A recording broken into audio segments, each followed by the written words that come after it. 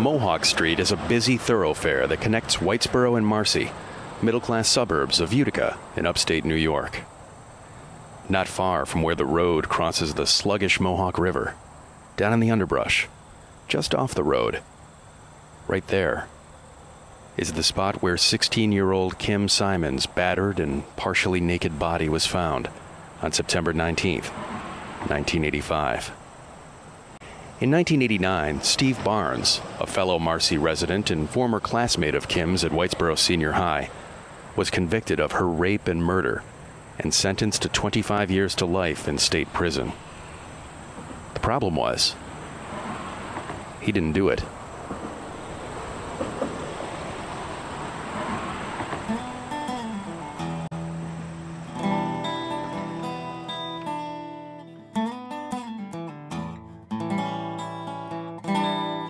Was called a liar, murderous, rapist. They didn't even have anything to really arrest him, let alone convict him.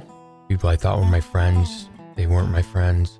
It was just unbelievable to me that this man was convicted. There always has been kind of a feeling on the part of too many jurors that he must be guilty, otherwise he wouldn't be there. I had to fight for my whole life for 20 years to prove my innocence.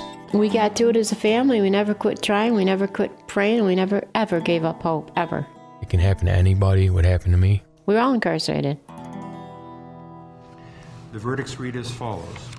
The most conservative sources seem to indicate that about 1% of all prisoners actually were wrongfully convicted. Guilty of the crime of murder in the first degree. Larry Golden is an attorney in Utica, New York, and a member of the New York State Bar Association's Task Force on Wrongful Convictions. Probably the more realistic figures are in the 3 to 5% range if you look at a variety of sources. With America's prison population at more than 2 million inmates, that means as many as 100,000 prisoners today may be incarcerated for crimes they did not commit. As Steve Barnes says, it can happen to anybody. But how did it happen to him? To understand that, it might help to understand the place where Steve Barnes and Kim Simon grew up. Marcy is a large, predominantly rural town, dotted with clusters of residential subdivisions. In 1985, fewer people lived in Marcy than do today, but even then, it was a fairly typical American town, a place of backyard barbecues and Little League games. We have a saying that we got on the bus in first grade and never looked back.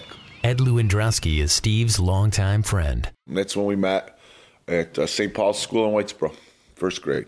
Steve's mom, Sylvia Bouchard. Actually, Steve was a little bit on the shy side. He was very fun-loving and, always good in sports. He played football. He was an altar boy. They went through Catholic school, always willing to help around the house. Just a typical all-American kid. He's a great guy. He'd do anything for anybody. Always hardworking, always very friendly. Really has a big heart. We used to go out for hours and hours, riding the snowmobile. We had this one dog that would follow us literally for hours, no matter where we went, miles and miles and miles.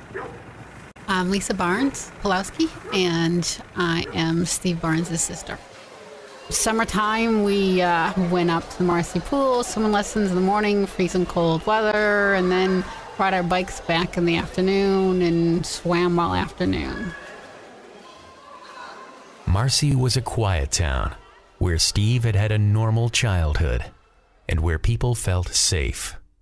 But on a warm September evening in 1985, that sense of security was severely shaken, and Steve's life was changed forever.